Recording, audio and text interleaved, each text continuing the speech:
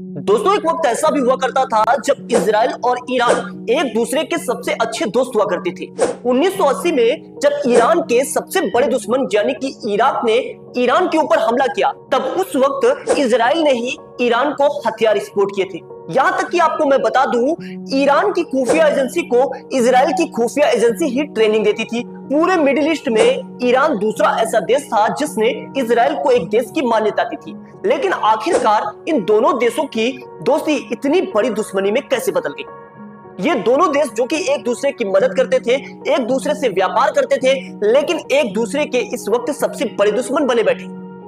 अभी आप लोगों ने सुना होगा कि मंगलवार को किस तरीके से ईरानी सेना ने इजराइल के ऊपर लगभग 180 से भी अधिक बैलिस्टिक मिसाइलों से हमला कर दिया।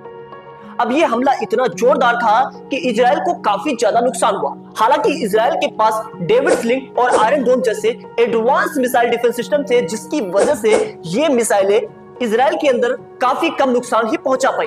लेकिन अगर सारी की सारी मिसाइलें इजराइल के अंदर गिरती तो इजराइल को काफी बड़ा नुकसान हो सकता था।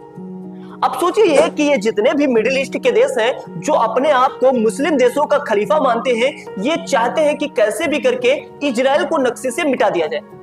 लेकिन शायद ये मिडिल ईस्ट के देश ये भूल चुके हैं कि इजराइल वही देश है जब 1948 में इजराइल के ऊपर 6-6, 7-7 देशों ने हमला किया और 6-6, 7-7 देशों को किस तरीके से बाहर खदेड़ के आया, यहाँ तक कि उन देशों की जमीन पर भी इजराइल ने अकेले ही कब्जा कर लिया था। लेकिन सबसे बड़ा सवाल यहाँ पर यह उठता है कि आखिरकार इजराइल और ईरान एक दूसरे के इतने बड़े दुश्मन कैसे बने? देखिए, आज के समय में अगर आप देखोगे तो ईरान इजराइल का इतना बड़ा दुश्मन है। ईरान ने इजराइल के लगभग आसपास के 7 देशों में आतंकवादी संगठन तैनात करके रखे। आतंकवादी संगठनों का काम सिर्फ इतना होता है कि इजराइल पर आप हमला कीजिए, इजराइल के अंदर वायलेंस को बढ़ाइए। गाजा में हमास, लेबनान में हिजबुल्लाह और यमन में हुती विद्रोही जैसे ऐसे आतंकवादी संगठन हैं जिनका काम सिर्फ और सिर्फ इजराइल में वायलेंस बढ़ाना होता है। लेकिन गुरु, इजराइल भी नॉर्मल देश तो है नहीं। इजराइल की जो खुफिया एजेंसी मोसाद है वो इतना ज्यादा एक्टिव रहती है कि कब इन देशों के आतंकवादियों के जेब में रखी कोई इलेक्ट्रॉनिक डिवाइस फट जाए, कि कमरे में लगी एसी फट जाए, कब इनके आसपास कोई इलेक्ट्रॉनिक डिवाइस फट जाए, इनको इसकी जानकारी भी नहीं होती है।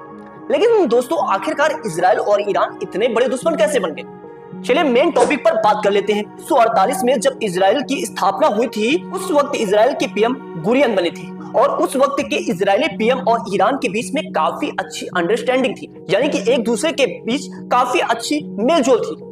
1949 में तुर्की के बाद पूरे मिडिल ईस्ट में ईरान दूसरा ऐसा देश बना था जिसने इजराइल को एक देश की मान्यता दी। उस वक्त दोनों देशों के रिश्ते काफी ज्यादा अच्छे हुआ करते थे, यहाँ तक कि 1980 में जब इराक के शासक सद्दाम हुसैन ईरान के ऊपर हमला कर देते हैं, उस वक्त इजराइल ईरान को हथियार एक्सपोर्ट करता है। इन दोनों के बीच में आखिरकार दुश्मनी कहां से शुरू हुई? 1979 में इराक में इस्लामिक क्रांति होती है और इस्लामिक क्रांति के बाद आयतुल्लाह खुमैनी को वहां की सत्ता मिल जाती है। हालांकि आयतुल्लाह खुमैनी के बाद भी कुछ टाइम तक इजराइल और ईरान के रिश्ते थोड़े बहुत अच्छे थे, लेकिन आयतुल्लाह खुमैनी बिल्कुल इजराइल से अच्छे रिश्ते नहीं चाहते थे। वो जैसे ही वहां की सत्ता को संभालते हैं, धीरे धीरे करके इजराइल को ईरान का दुश्मन डिक्लेयर कर देते हैं। यहाँ तक कि मिडिल ईस्ट में ईरान दूसरा ऐसा देश बना था जिसने इजराइल को एक देश की मान्यता दी थी। उस मान्यता को भी ये मानने से मना कर देते हैं। वो कहते हैं कि इजराइल को मैं कोई देश नहीं मानता, और ये धीरे धीरे करके ईरान की जो जनता होती है उसके अंदर इजराइल के प्रति नफरत के बीज बोने लगते हैं, यानी कि इजराइल और ईरान के बीच में वहीं से दुश्मनी शुरू हो जाती है। इजराइल के पासपोर्ट को ये धीरे धीरे करके बैन कर देते हैं। तेहरान में एक इजरायली दूतावास था, उस पर कब्जा करके उस दूतावास को पीएलओ को दे देते हैं। इससे इजराइल काफी ज्यादा गुस्से में आ जाता है। इसके साथ साथ ईरान ने सभी मुस्लिम देशों में अपने आप को मजबूत दिखाने के लिए इजराइल से दुश्मनी करना शुरू कर दिया था। 1948 में जब इजराइल बना था, तो ही मिडिल ईस्ट के 7 मुस्लिम देशों ने इजराइल के ऊपर हमला किया था, लेकिन उन 7 देशों को इजराइल ने खदेड़ कर बाहर कर दिया था और उन देशों की भी जमीन पर इजराइल ने कब्जा कर लिया था। अब इजराइल और ईरान के बीच में ये दुश्मनी काफी ज्यादा बढ़ चुकी थी। इस बीच ईरान करना चाहता है अपने परमाणु हथियार का परीक्षण, लेकिन इजराइल बिल्कुल भी नहीं चाहता था कि ईरान मिडिल ईस्ट में एक मजबूत देश बने जिसके पास परमाणु हथियार हो।